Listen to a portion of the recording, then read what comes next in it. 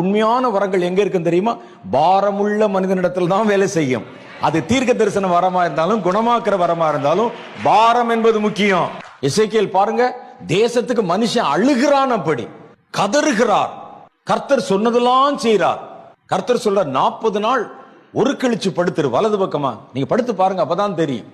முடிஞ்சதுன்னு நினைச்ச போது கர்த்தர் சொன்னார், இப்ப இடது பக்கம் திரும்பி இன்னொரு 40 நாள் படுத்துரு. என்ன ஆண்டவரே, படுத்தார். எவ்வளவு பாரம் இருந்திருக்கும். தேசத்துக்கு மனுஷன் கதறுகிறான், கர்த்தர் என்ன சொன்னாலும் செய்கிறார். அந்த எரேமியா தீர்க்கதரிசியை பாருங்க, அவர் தீர்க்க தரிசனம் உரைக்கிறார். தேசத்துக்கு மந்தை சிதறி போகிறதை பார்க்கிறார்.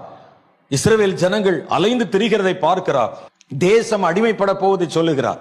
பேசக்கூடாதுன்னு கட்டளை போடுறாங்க. எரேமியா உடைய சரித்திரத்தை படிச்சு பாருங்க. ராஜா கட்டளை போடுகிறான், நீ ஜனங்களோட இருதயத்தெல்லாம் கரைய பண்ணி தீர்க்க தரிசனம் என்ற பெயர்ல ஜனங்களை எல்லாம் நீ பலவீனப்படுத்துகிறாய். பேசக்கூடாது, இனிமேல் இவனை பிடிச்சு குழியில போடுங்கடான்னு சொல்லி குழியில போடுறாங்க. அந்த குழி என்பது இவ்வளவு ஆழத்துக்கு சகதியும் சேரும் நிரம்பினது. உள்ள இறங்கினா இவ்வளவு தூரம் மூழ்கி இருப்பாங்க. ஒரு ஆள் தான் நிக்க முடியும், படுக்கலாம் முடியாது, இப்படியே நின்று கொண்டே இருக்கணும். அதுக்குள்ள ஆளை இறக்கி மேல கல்ல போட்டு முடிகிறது. ஒரு நாளைக்கு ஒரு நேரம் மாத்திரம் திறந்து இடுக்கத்தின் அப்பம்னு ஒரு அப்பம் இருக்கு.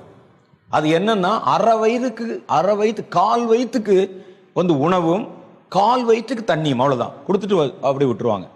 எதற்கு இந்த